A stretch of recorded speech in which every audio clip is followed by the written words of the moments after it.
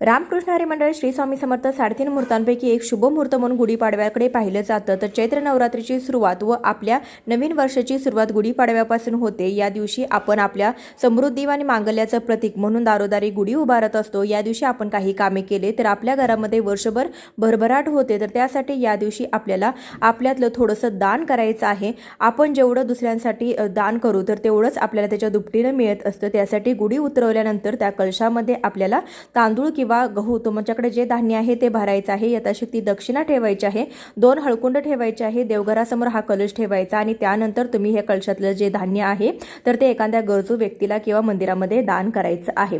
यानंतर गुढी उतरल्यानंतर जी कडुलिंबाची पाने त्याला आपण लावलेली असतात तर त्यातली काही कडुलिंबाची पाने आपण आपल्या धान्यामध्ये मिक्स करायची आहे। तुमचे जे साठवणीचं धान्य असेल त्यामध्ये मिक्स करा, म्हणजे आपल्या घरामध्ये आर्थिक भरभराट होते, धनधान्याची कमतरता भासत नाही। संपूर्ण व्हिडिओ चॅनलवरती आहे, नक्की पहा।